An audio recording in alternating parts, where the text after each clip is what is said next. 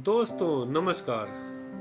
आज हम आपको यह बताएंगे कि खुशी क्या है और जीवन में खुश कैसे रहें। तो आपका ज्यादा समय ना लेते हुए कहानी को शुरू करते हैं। लेकिन उससे पहले अगर आप हमारे चैनल पर पहली बार आए हैं तो हमारे चैनल को लाइक कीजिए, सब्सक्राइब कीजिए और अपने मित्रों में शेयर कीजिए। तो कहानी शुरू करते हैं। एक जोड़ा खुशी खुशी अपना जीवन बिता रहा था, लेकिन किसी वजह से उनकी खुशी कम होने लगी।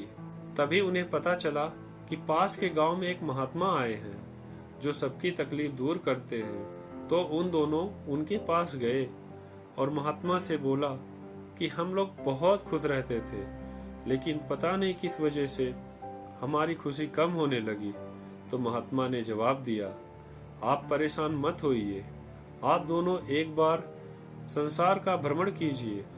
अगर संसार में कोई पूरी तरह से खुश जोड़ा दिखाई दे तो सिर्फ एक काम करना, उनसे उनके कपड़े का एक छोटा टुकड़ा मांग लेना और उसे अपने पास सदैव रखना।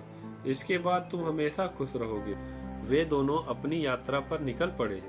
एक जगह जाकर उन्हें पता चला कि राज्य के राज्यपाल और उनकी पत्नी सबसे ज्यादा खुश हैं। वे उनके पास गए और पूछा, क्या आप सबसे ज्यादा खुश हैं? तो राज्यपाल ने जवाब दिया, हाँ, हम सबसे ज्यादा खुश हैं। बस लेकिन एक ही कमी है, हमारे संतान नहीं है। यह सुनकर उन्होंने अपनी यात्रा आगे बढ़ाई।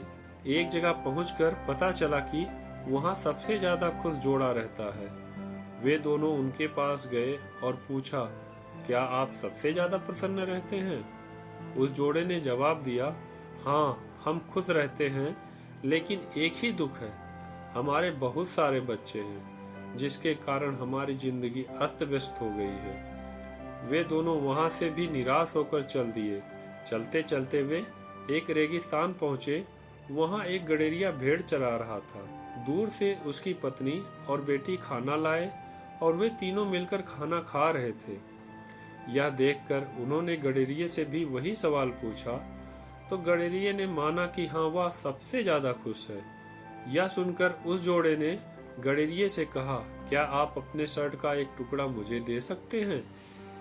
तो गडेरिये ने कहा, नहीं, मैं तुम्हें अगर शर्ट का टुकड़ा दे दूंगा तो मैं पहनूंगा क्या? मेरे पास तो एक ही शर्ट है।